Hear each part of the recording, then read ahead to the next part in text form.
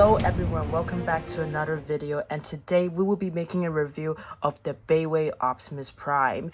And this is basically an off-brand of the original Hasbro. I'm going to show a picture right here.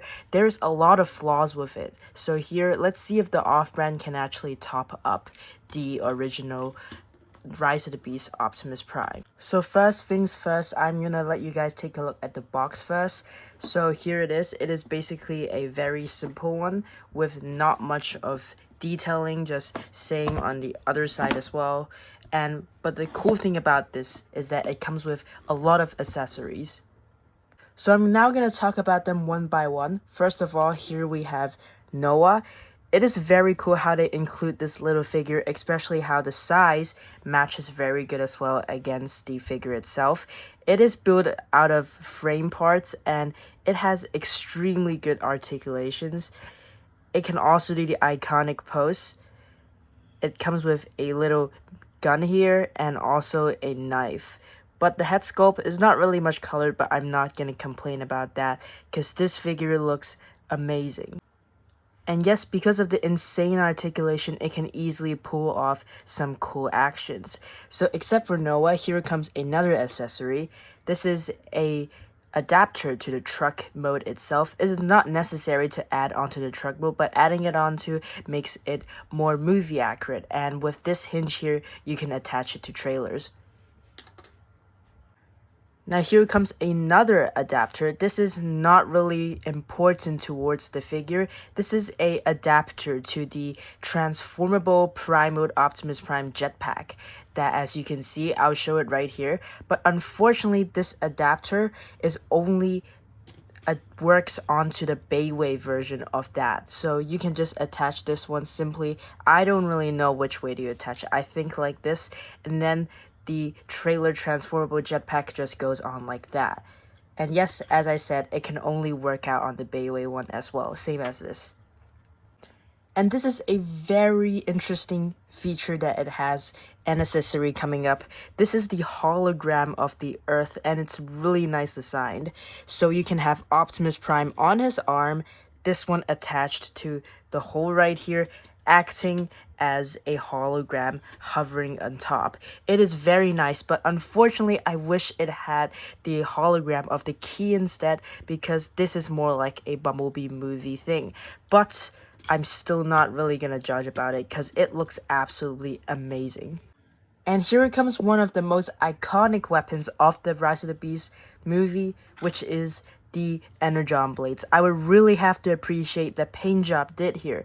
You can see that there is a very nice contrast between this dark gray into the blade part, where this is beautiful. I don't know if you guys can see it on camera, but it's really nice silver here, and with the effects here, that the Energon part, orange, it looks absolutely deadly. So to attach it on is actually very simple. As you can see on the side here, the fist is kind of in the way, but you can just slowly move that to the side, sort of, and then just make way for the Energon blade to come in. And it goes through the hole like that. It looks amazing, especially how the length of this thing is actually pretty movie accurate, and since it's come with two, unlike the HASBRO one, which only came with one, this one you can attach it on both arms, so you can make some pretty cool actions from the movie as well. And I have nothing to say. This literally tops off the weapon from what HASBRO did. But I gotta say, there is some improvements done on these Energon blade is these parts. I'm not really a big fan of these two pegs here on the side, and as how when you have to keep them straight, the fist is because of this little peg here been forced to go a little bit sideways, but it's just a minor mistake. And I think if these two hinge joints or pegs can just go away, then that would look way better. But overall, these Energon blades are 10 out of 10. And here comes the second iconic weapon from the movie is these transformable blasters. I'm not really sure what are these called, but they work really well onto the bot as well. So to do that, first you have to open this little thing here. Just keep in mind that when the arm is not straight, which is like this, you can't really open it. You have to keep the arm fully straight, and now you can take that open. Afterwards, you flip the fist in and close it. Just do the same on the other side. And here's the final looking. There's a little peg here where this just goes perfectly in. As you can see, this goes there and this peg goes into this hole right here. So you can just slowly attach it. It's pretty easy. It goes on nice and steadily like that. And you just have to do the same on the other blaster. And there you go. I gotta say they did amazing comparing to what Hasbro did, because Hasbro just have a little front part of the blaster with only one color, and this one they matched up really well, as how this little part here makes it very realistic to the actual movie. There's a really big hole there. All these detail linings are super beautiful, but the thing is that I wish that the red on the blaster is more closer to the bot, because it seems kind of off. But overall, this weapon also deserves a 10 out of 10. And here comes the weapons that is my favorite out of this set is these two. As you can see, the Hasbro set did not come with these two at all, but these are also kind of appearing in the movie as well. So we have the original Return of the G1 axe right here. Pretty cool looking, especially the gold looks really nice with these sharpened parts. And also the Iron Blaster. It looks absolutely amazing, but it looks a bit thin. I wish it was thicker. But overall, it is really, really good. And to attach it on is just like how you expect it, but it's kind of tight. For the Iron Blaster, I can do it normally, but for the axe, as you can see, it is really tight to have it to go in. And so I just usually just peg it like that. I wouldn't get it fully in. And one thing I think the axe can totally improve on is that I wish it was bigger, because in the movie, it was like at least this long, I suppose, for the axe, but now it is just about the size of a torso. So that's all for the accessories. Now I'm gonna go to the articulations. I'm just gonna speed run through this section real quick. And the articulations, just to mention right now, it is very insane. For the head, it's simple. It could go up and down, but not much. It can do a 360, and as well for the arms, you can raise it sideways like this, but it will kind of smack itself in the head, but it's not much of a problem. Afterwards, the arm, be careful, because when you do 360, it may jam to the backpack here, but it does no problem. Really good. Go straight in like that. It has a double jointed elbow, as you can see. Double jointed. And it reaches really nice. It can also swing to the back. That's part of the transformation. It's probably same on the other hand, so I'm not gonna explain much. And then here comes the waist. The waist, no problem at all. Totally 360. And the legs can spread sideways so much. Be careful that this part may jam the legs. It can do really well on that. It can also stretch the legs backwards. Really, actually not really. It kind of jammed because of this butt flap here, but that's not really a necessary articulation part. Continuing for the front kick, it is amazing. Like, it's more than 90 degrees. And for the knee bend, pretty cool. Afterwards to the feet, it's pretty decent. It's a ball joint, so it can do front like that, and it can do sideways. Pretty crazy as well. For the articulations, it is pretty decent. And by the way, just want to say that for this part, when you raise the leg back, make sure to get the side skirt out of the way first, or not you may break.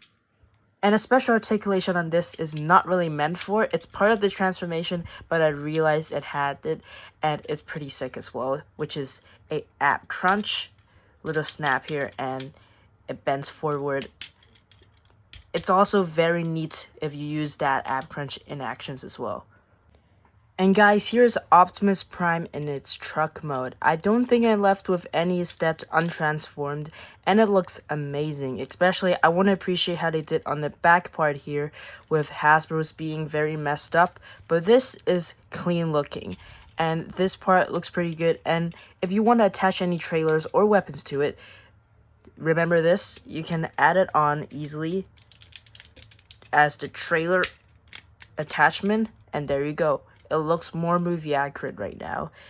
I gotta say, this thing looks amazing. I also want to appreciate a little feature between the transformation is this right here. The smokestack, you can twist it. So in bot mode, you twist it sideways. And when it goes back to truck mode, you just twist it back this way, facing towards the back. So it does not have the problem of a misalignment. And there's also weaponized mode for this truck mode. I'm going to show you right now. So just a reminder, you need to have this trailer thing on in order for the weaponized mode to work. And we start with these two transformable blasters. You can see a little peg here, right here, and these ones just go onto the side like that. You can see this thing. I don't know what's that supposed to be, but it goes on like that sideways as blasters. Pretty simple. And then here comes the back where it can support pretty much a lot of weapons. So first we have this energon blade. One goes into either one of these holes like that. Slow and steady. It's really tight. There we go. And we have the second one, which goes on to the other side to balance it out. And you can see a hole in the middle where that is the ion blaster. This handle right here just goes in there like that. And here is the weaponized mode that is showed by BaiWei. It looks really sick. And I would actually attach the axe as well. There's not much space to attach, but what I would do is I would just hang the axe like that. For the other accessories, there's not much space to put it. This works absolutely insane. It looks so cool, and I don't think this actually appeared in the movie, but this is actually a special touch. So guys, that's pretty much the end of the video, and since this is off-brand, just to mention that the Autobot logo on the shoulders is actually I stick it myself, so it originally does not have the logos on. And one more feature that I forgot to showcase is the Matrix compartment. So these two open, and it has the Matrix in there. It's not the best looking, but it works fine as well. Pretty good.